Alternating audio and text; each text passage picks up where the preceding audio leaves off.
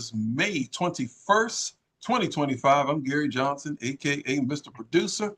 We have the fellas only today talking about hot topics and anything they want to talk about. We're going to start off with the man who knows about finances, interest rates, and all things about money. And so, Carlos, what have you? What's going on? Hey, look, man, most people, I want to say, hey, good evening, first of all the Thought Brothers, right? We back, we talking about current topics. Mr. Spivey, CJ, Gary. Hey, look, man, I just want to say it's a pleasure being here talking to somebody about all the craziness in the world, because we need somebody to talk to, man. This is crazy. Hey, look, people are getting fired on their jobs, man, if they accept a $25 gift card that has a cash value. So what can the leader of the free world accept? A $400 million Boeing 747? I was once told nothing in life is free. $400 million plane? Come on, man. I think Bernie Sanders just said, man, the government's corrupt, man. It's corrupt. It's being run by billionaires. This is crazy. It's going to cost twice as much to get the jet refurbished. I was going to say. And get all the bugs out of it. I just heard on a report this afternoon that in order to even change a luxury 747 Boeing over to Air Force One, you got to basically take the entire plane apart. Okay, yeah. You got to sweep it for bugs. You got to make sure. And Air Force One is no regular plane. It has defense measures, and it can shoot flares. It can do all types of stuff. So it will probably take at least 3 years, they said on a news report I heard, to get it up to standard. There's a chance Trump will never fly in it. Okay, as president, it's going back to him. It's going back to him as a personal gift too, to his presidential library. Don't forget, Carlos, it's going to his library. And if you have a library, you need an aircraft. Well, how about that? How about that? Hey, look, it's killed for one billionaire. How about to a minority billionaire, right? I believe he crossed that threshold of 999 million into the billionaire stratosphere. Man, what's going on with Diddy, man? Come on, Diddy. Diddy. Look, now, the only thing I am a little confused about, if he's on trial for sex trafficking and I don't know, many other high crimes, it does appear that all the testimony has been about his abuse of his girlfriend, which is a crime, which is terrible. But obviously, everything is so bad about this trial, he's going to probably get convicted no matter what. But I am trying to figure out, can he pull off an OJ in this? Because they're focusing on one woman. Like everything that involved this one woman, I'm sure she's a star witness, but I'm trying to hear about, there was actually sex trafficking where there are multiple people involved in this, multiple women, or was it just this one woman who it seemed like Diddy was just treating like a doll every single day?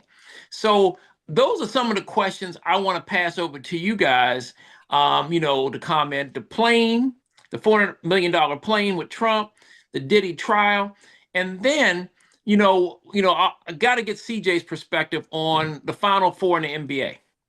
Okay, so we got the Timberwolves and the Thunder, and OKC's up 1-0 already. And it looks like one of their players is going to be NBA Most Valuable Player. I don't think it's been officially announced yet.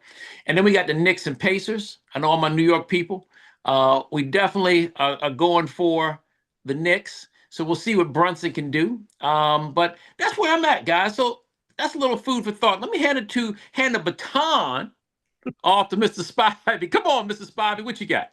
Which one you want me to address first, Carlos? Come on, man. Start with one billionaire who can't be convicted of anything, and move to the next billionaire who couldn't even put up his house or whatever dollar amount they wanted, so he would not be in jail. So it's a different structure in America. So if you're a billionaire from one particular class, you'll never get convicted. You can have 91 charges. They can be felon. You never get convicted. And you can have one young lady come out and say one thing bad about you if you're in another billionaire class, and you'll never see the light of day. Not saying he's innocent, but I'm just saying the system ain't fair. What you got, Mr. Spivey?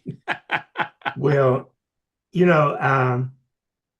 I'm sure Gary will recall this. Back in the day, if you accepted a gift that was more than $25, you were investigated. And you consequently could be fired from the government. But I think what is happening now is that Donald Trump has gone through a series of tests since he took office. Things that he's doing to see if they will pass muster, if he can get away with it. And it's really, really troubling because, I was doing some research the other day. I got this thing called Copilot, which is Microsoft. And you can carry on a conversation with Copilot for a couple of hours if you want to. And I was asking about the three most powerful dictators in history. And she came up with the first one was Adolf Hitler in Germany. The second one was Stalin in the Soviet Union. And now Putin.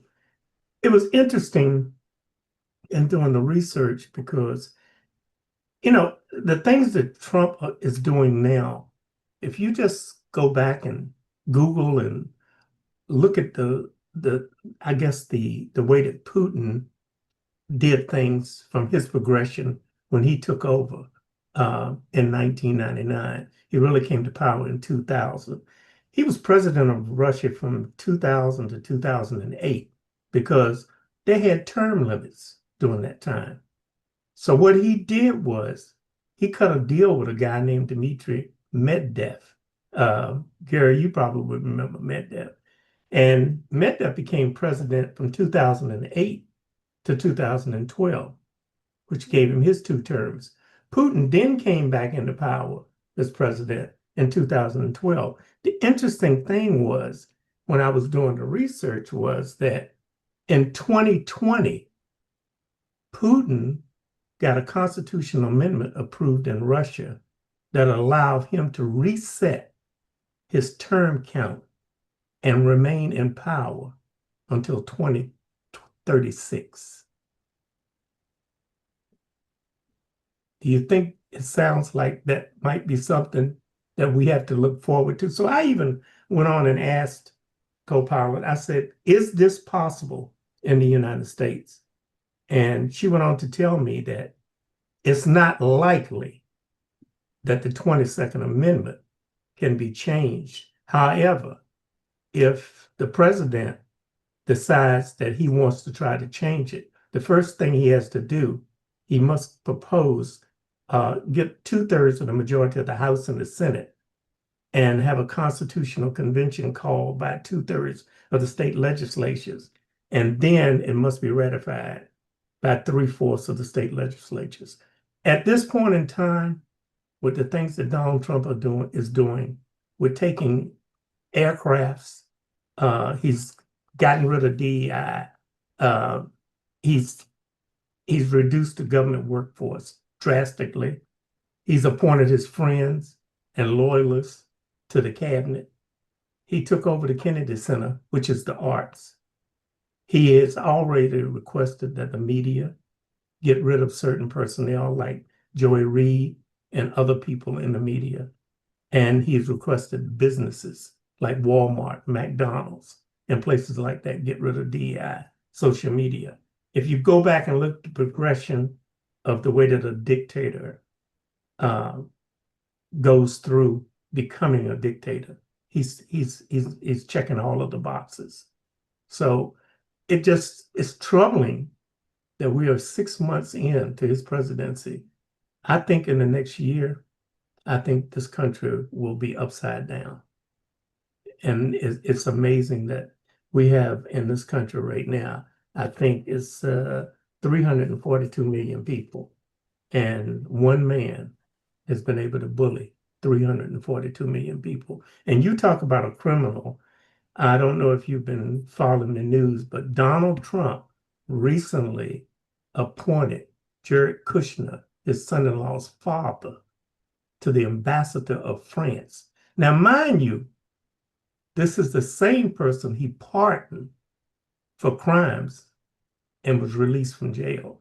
And now he's appointed as an ambassador. And one thing that CJ brings up all the time, and he talks about PAC money and these different congressmen being owned by different PACs.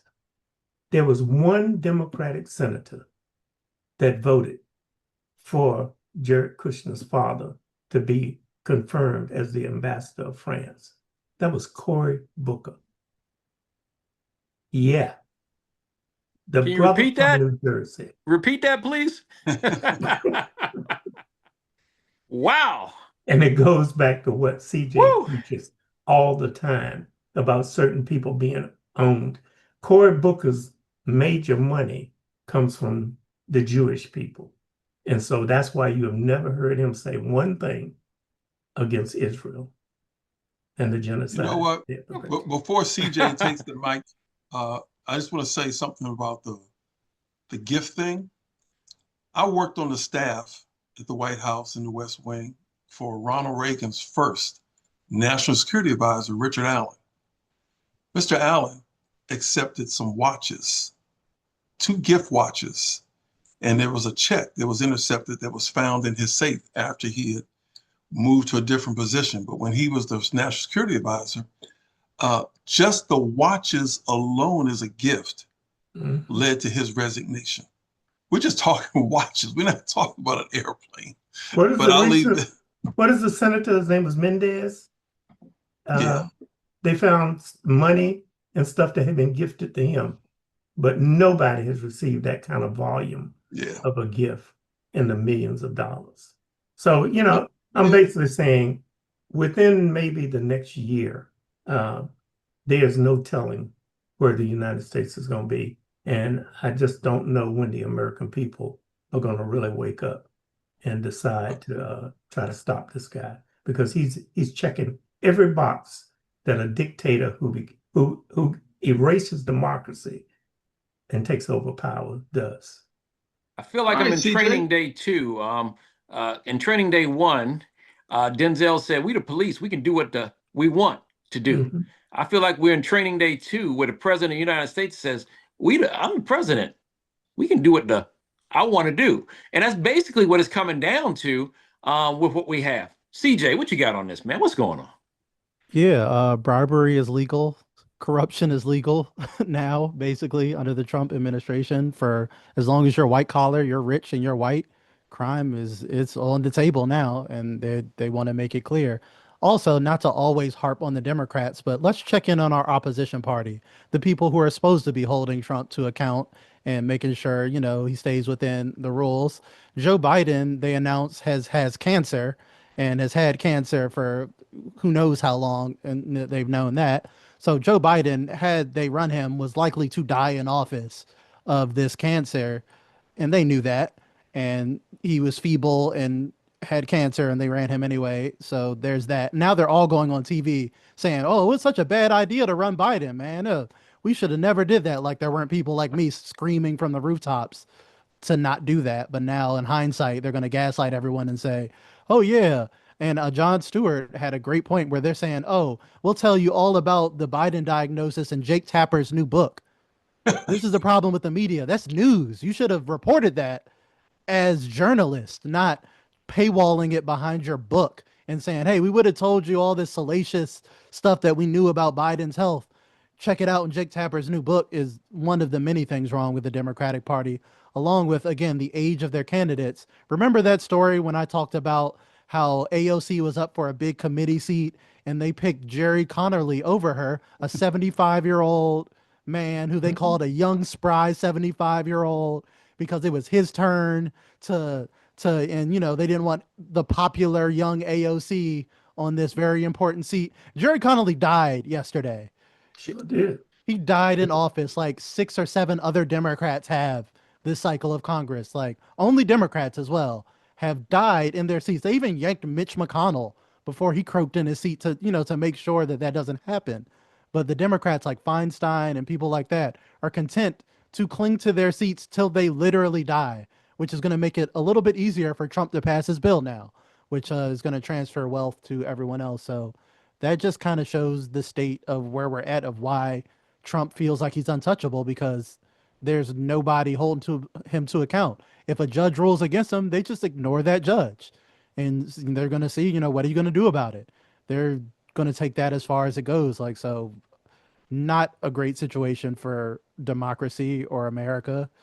And like I said, the tariffs are hitting prices now, so everything's going to become more expensive for everybody, and they expect the consumers and the American corporations to eat the cost of those tariffs. So those are going to start to hit in full effect. So not great. As for Diddy, I don't care.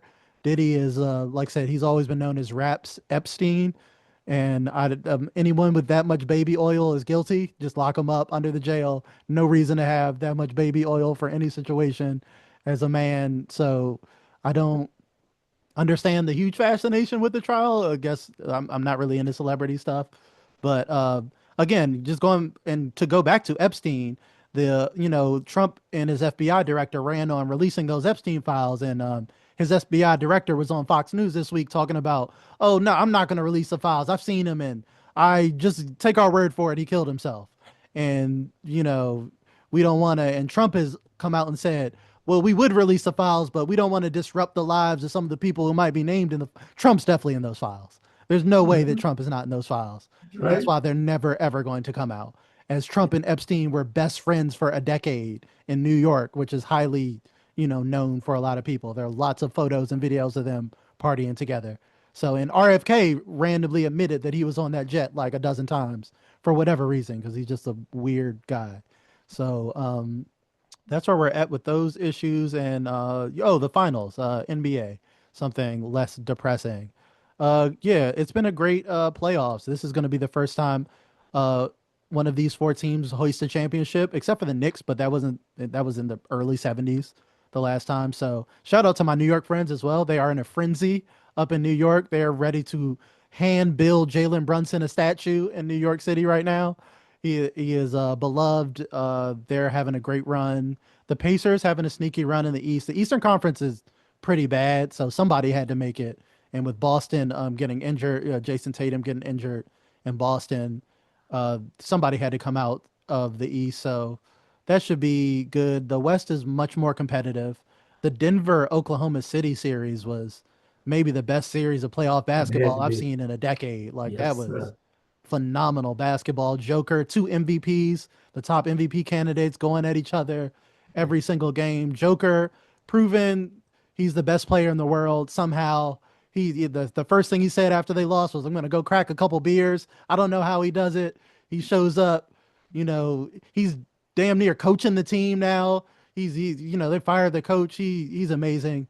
But as you said, they announced that Shai Gilgeous-Alexander is going to win MVP. They're going to announce that tonight. For the Oklahoma City Thunder, one of the youngest teams in the NBA, but one of the best defenses in NBA history.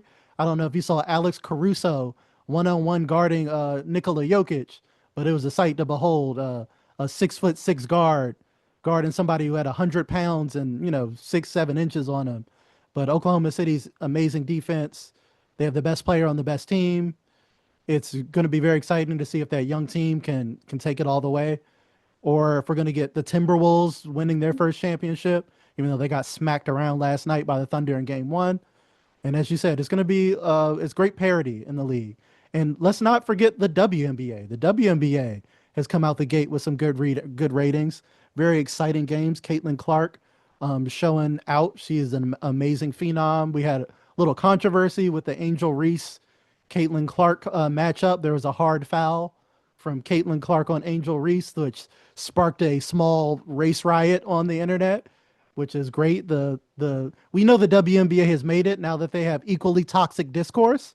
So now that we have the racist discourse of Angel Reese versus Caitlin Clark, which turned into a big spat between RG3 and Ryan Clark, who ended up getting into it, which led to a biracial child reveal yesterday. So this snowballed out of control because RG3, very famous for highlighting the whiteness of his wife for whatever reason. If you follow his Twitter page, he is constantly talking about how he's a milkman and loves milk, and how his wife is the finest white woman and all. It's very, and Ryan Clark called him out on that kind of mildly.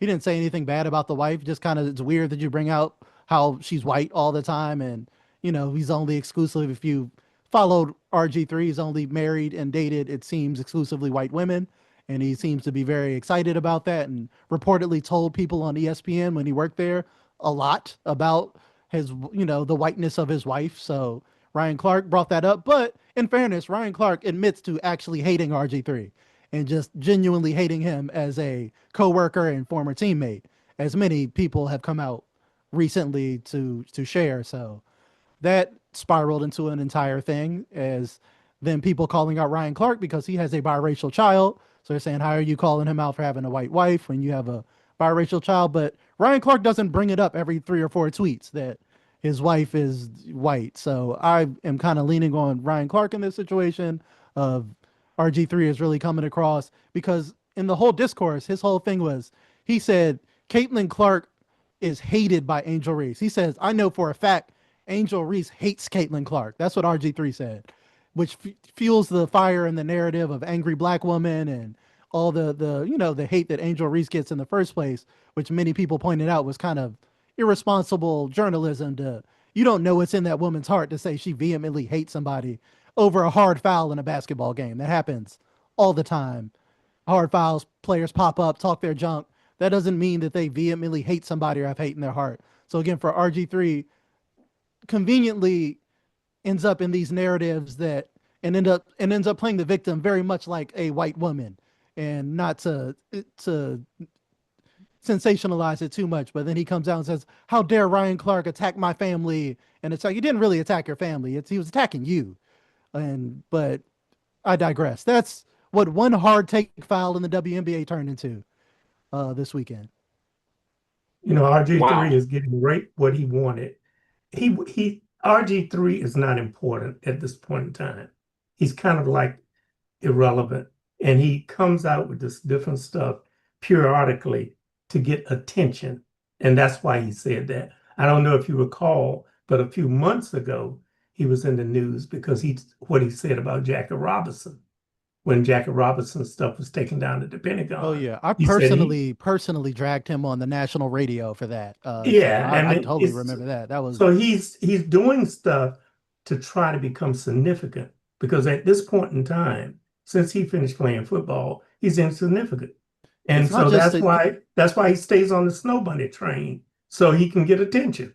That's what I was saying. It's not just to stay significant. He's trying to stay significant with a certain type of fan base. Yeah, he's trying to get in that Jason Whitlock, Candace Owens kind of lane, and to get that support. He was on there like, why you should support my white wife because she's been attacked for her race. Nobody's attacking her for her race. We're attacking you for being a weirdo and fetishizing her race. Like, nobody said anything negative about your wife. So don't clutch your pearls and play the victim. And it's the very same thing with the Jackie Robinson thing, because I know that Robert is not stupid. So he plays the victim and obtuse, like, oh, I didn't really mean it, like he insults your intelligence, where it's like, I know you're an intelligent person and you know what you were doing there with that take, talking about, oh, we need to take politics out of sports shows.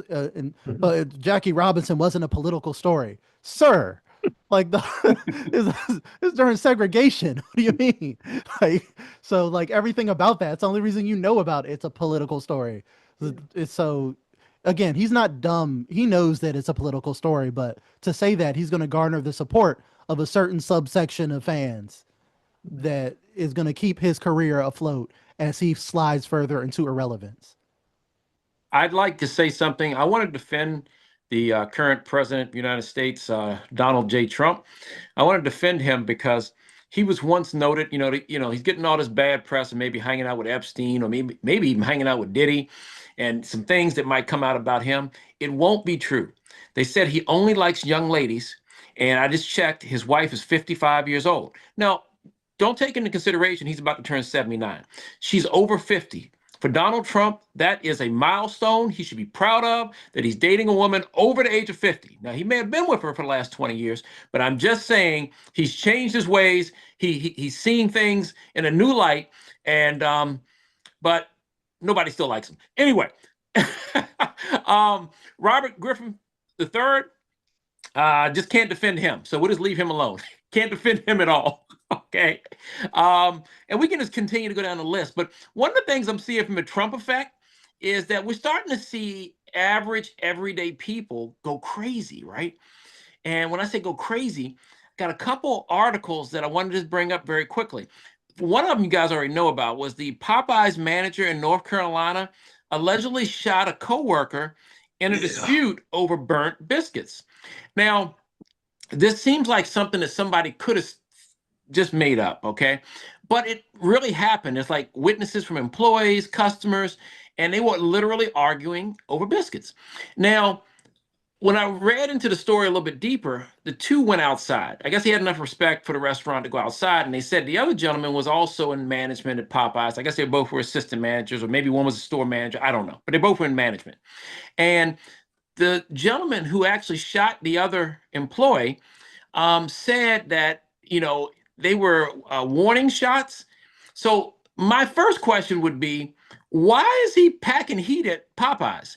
I'm just not sure. Like, you can't bring a gun to work. I mean, especially at Popeyes. I mean, I just don't understand, what's happening with that. But I think what that really means is it's something more than just the burnt biscuits, right? How much stress is this guy under? How much stress, are the people who make an average wage or below average wage, going through during the Trump years? So that's one thing I wanted to bring out. So it sounds crazy, but then here's the other one.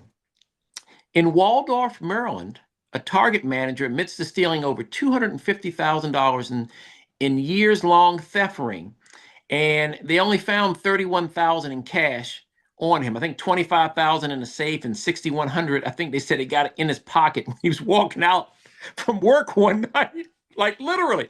And you think about these things, right? So you think about Target with the DEI, they gave up on that, and now their sales are slumping. And now you have a store manager stealing cash, and then he admits in a plea deal that he's stolen up to $250,000 in a years-long theft ring. Let me tell you something. If the average employee had stolen $1,000, $500, anything like that, they'd be in jail. Somehow this gentleman was released on his own recognizance and is awaiting trial. With that, look, who knows where the rest of the money is? He might be on a jet, might be on one of Diddy's jets, Trump's jets. I don't know. He might be out of the country by the time they catch this guy. But what does that say about our country? Like, when all these weird things start to happen, is it the Trump effect? Is it the economy? Is it inflation? We can't blame it on COVID anymore.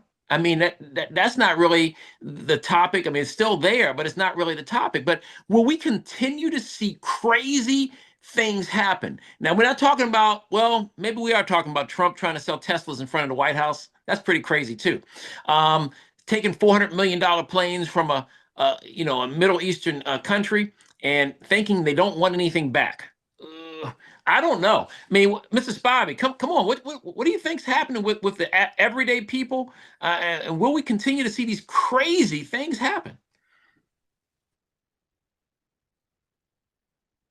You're on mute. You're on mute, Mr. Spivey. I just think the everyday people are acting like the man in the White House. I mean, when I read that article, Carlos, about the burnt biscuits, I guess I try to look on the brighter side. I just cannot conceive somebody shooting someone over burnt biscuits. I have to believe there was some tension that had been going on between those two people at Popeyes, and they could have been over a woman. It could have been, some type of other tension or something. But to shoot somebody over burnt biscuits and give up your freedom, I just have a hard time conceiving that. As far as this incident you talked about with Targets, just from what you said, and he stole what, $250,000. He was released on his own recognizance. Is not in jail. That just tells me a lot, and I'll leave it at that. CJ, what are your thoughts on this? I think you've had some great points on, people just trying to get by on an average wage and just trying to put food on the table, and now we're seeing guys at Popeyes, take a shot at another employee, and we got a manager at Target who's probably making six figures as a Target manager, I would think, Exactly. and he's even stealing money. Like, what's going on out here?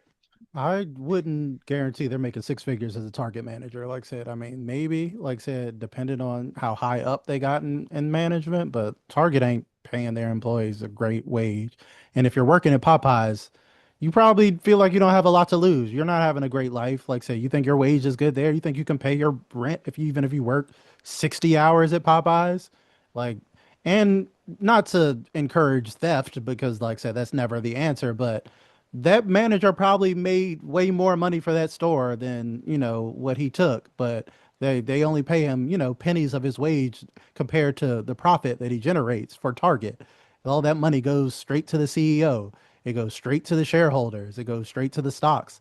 That doesn't go in his pocket. So he could have sold millions of dollars worth of merchandise for Target and felt like, I'm just going to get what take what I feel like I'm owed, which is a lot of people's mindset because these corporations do. They just participate in legal wage theft. They just buy politicians so that they can do it legally and that you have no recourse to it. But that is wage theft when they transfer all your wages and you make more and more profit for these companies year after year after year.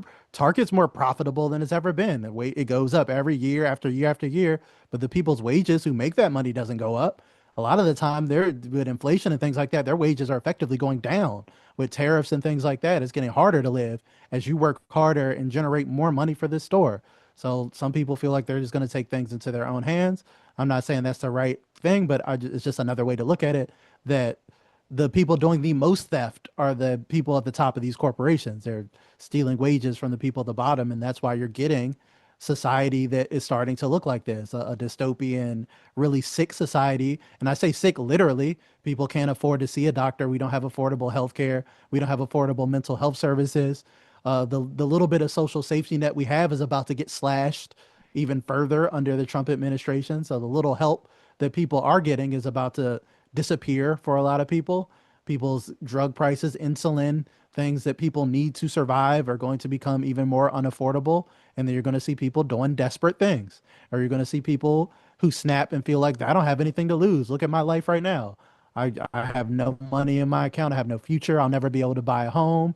I'll never be able to live the life that my parents live. So yeah, if I'm angry, I'm going to just act on that anger. I'm going to crash, or I'm going to try to take a risky get rich quick scheme to try to put some money in my pocket because there's no legal available recourse for me to do that. They want me to slave at this job and make somebody else rich and never be able to retire. They're talking about raising the retirement age or things like that. And raiding Medicaid. So all these things are connected in what happens to a healthy society. And we're not living in a healthy society where we don't have healthy priorities as a society in terms of what we prioritize with our budget, in terms of the amount of money that we rake in as America, as the most profitable nation in the world.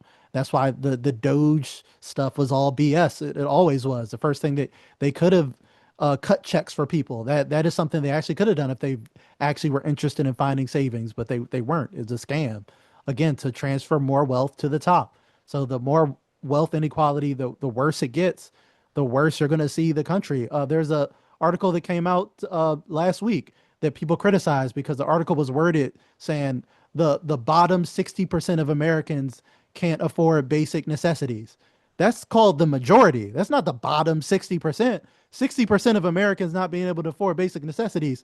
That's just called the majority. That's not a bottom half. There's no way to word that in a way that makes it sound like a small amount of people. That's more than half of people in America can't afford a small $200 emergency or can't live literally paycheck to paycheck. That's not sustainable, and it's going to get worse as the Trump bills and the Trump tax cuts and things like that get enacted. Those haven't hit yet. So things are bad. This is bad under Biden. This is like Biden's policies were bad, and they're going to, and Trump's are worse. And we haven't even felt the full effects of that. So if you think things are bad now, you're gonna need to brace yourself. You're gonna see a lot of things like this going on, and where there's gonna be lawlessness. There's gonna be, and we're talking about our government talking about suspending habeas corpus because we have his Gestapo going around abducting people for being Mexican or And then they're finding out that most of those people don't have any criminal charges or any violent criminal charges at all. So they're going to suspend habeas corpus. They're talking about just being able to throw Americans in a dungeon without a court date indefinitely. As Mr. Spivey was saying, they're testing the waters to see how much they can get away with. They're going to start with the immigrants, and then they're going to move on. Now they've moved on slightly to people who support Palestine, abducting students on campuses with no due process, with no warrants, with no anything. Just plainclothes people throw you in a van. Because one of them was a girl wrote a op-ed. She wrote an op-ed that was mildly critical of Israel and got thrown in a van by who God knows who. To her, they're just strangers. She don't know that those are cops. They're in plain clothes. They throw you in a van because you wrote an article. And that's where we are in America. And that's where the lawyers and the courts are fighting back. But the Trump administration is ignoring the lawyers. They're going to see how far they can take this, as Mr. Spivey said. And if nobody stops them, we're in a really bad place. This is going to get way worse than, some distress in the streets. We're talking about them abducting anyone who is dissenting of the government with no trial. This guy is following. If you take the time to look at Putin and the way he came to power and the things he did to increase his power, he is following the playbook to the letter. And as I said, he's only 6 months into his presidency. In the next 12 months, what you've seen at McDonald's and Targets, as CJ said, it's going to get even worse. Hey, one thing I noticed that, through the administrations I've lived through, one thing has always stood the test of time, and that's been the athletic shoe store has stood the test of time. People have not cut back on Jordans or cut back on sneakers or cut back on their favorite athletic apparel. I just heard this week that the most famous athletic shoe and apparel company is struggling and was recently or will be bought by an athletic sporting goods chain very soon. So that tells me that, gosh, if that's happening, because I've never seen that happen in my lifetime, whether it was Reagan, whether it was, the first Bush, Clinton, Bush, whether they go to Obama, Trump, Biden, and now Trump again. I've never seen it happen. And that goes to tell you that people are really starting to tighten up their finances, right? The little things that they thought would bring them some joy, they got to say, hey, it's about necessities. I can't buy a pair of, $125 or plus, maybe $200 expensive sneakers if I got to put food on the table, and, eggs are still outrageous, milk is still outrageous, and all the other costs are still outrageous. So I think we're starting to see definitely the economy change, definitely the retailing situation change. I mean, we're not worried about the employees stealing. We're worried about the managers stealing now. So, everything's changing. So I think really what I would recommend for everybody is just take a good look at your finances, stay in your lane until we can hopefully get a brighter day. We don't know when that's going to come. But, if you can afford to drive a Chevy, maybe drive a Chevy and stop trying to buy the Jaguar. I mean, at this point, you got to put food on the table and keep the roof over your head. And, we got to live to fight another day. We can't just make a bad decision that's going to sink us just because we wanted to do it. So that's probably my final thought for the night. Just, take care of the necessities first, and we'll get back hopefully one day to the pleasures. So as for your sneaker thing, it's actually worse than that, just to interject quickly, because of how bad the economy is, not only can people not really afford the sneakers, it's created these markets for scalpers where now it's worse than it's ever been, where the new sneakers come out. The people that can actually afford it, the few people that can, buy all of them up, mark up the prices, and then end up, doing a scalper resale market. And that's a whole industry. That's people's full-time jobs now, because the job market's so bad. People are making more money doing that. People are doing that with Pokemon cards now. I don't know if you've seen that. There are fights breaking out at these places over Pokemon cards at 7 a.m. at Walgreens for the machines, because people are going out. They're buying all the Pokemon cards before families and kids can get there, so they can mark them up and resell them. And because you have the access and you have the capital and the money, they can only afford one pack. But if I can afford all the packs, I'll buy all the packs, and then they got to buy the packs from me, and they got to pay whatever, whatever I mark the price up to be. And that's happening in many, many markets. Concerts, like you said, this Pokemon craze, it's happening again. And now Pokemon had to come out and say one per customer on their official thing, because there's fights breaking out of grown men trying to scout these Pokemon cards, so these kids don't even get a chance to get the cards. And it's like that with the shoe market too. So this dystopian economy we've built is creating these little shadow hustle economies everywhere, and it's just it's gonna get ugly. Mm. All right, final words there, Mr. Spivey, and what you got? Well, my final word is, like Carlos said, for everybody to just kind of take a step back, take a deep breath before you do anything irrational, make big purchases, or anything of this nature, because at this point in time, every day, this country and this economy is changing. And the guy that you have in the White House today, he does certain things because he knows that it will affect the stock market. And his friends in that top 1%, they know what he's going to do in advance. And so they know how the stock market is going to be affected. And by knowing that, you can buy, you know when to sell, and you can make money. And he's only concerned with the top 1%. These people who put him in office, who he calls his MAGA, they're getting ready to get slammed when he cuts the $880 billion for Medicaid and all of the other cuts he's planning on making, because he doesn't give a damn about them. And sooner or later, when they realize it, I sincerely think it's going to be too late. CJ, you got a final word? Yeah, I just wanted to remind people that there is a Holocaust being live streamed still in Gaza that nobody has seemed to stop, and nobody can seem to do anything about it. There's an article that came out that says Israeli army admits civilians make up 80% of those killed in Gaza since March.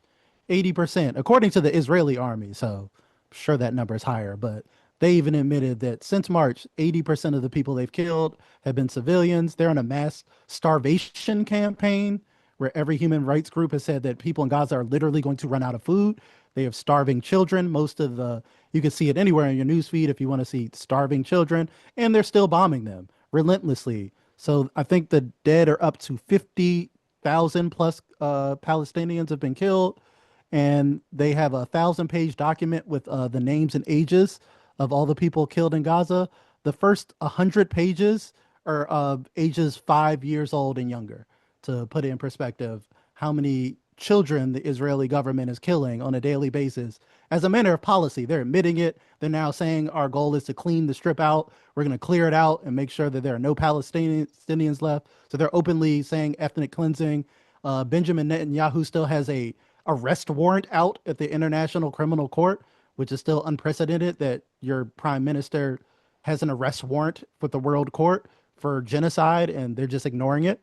Again, straight out of the Trump playbook. And guess who is supporting this with our money, our tax dollars, still even more enthusiastically than Joe Biden is Donald Trump. Donald Trump is there to help them do this mass atrocity that will be remembered as the modern day Holocaust, but maybe a little worse because we could watch it on our phones in real time, live stream the massacres and destructions and daily bombings of places they said are schools and refugee camps continue to be bombed. So that's what's going on there, just so people don't forget that one of the worst human rights abuses in my lifetime, at least, is still occurring with nobody seemingly being able to intervene. Hey, it's a heavy final word, but that's what we do. We just talk about the issues. Well, folks, we've given you a lot to think about. That's why we're the Thought Brothers. And until next week, we're out of here. Thank you. Good night.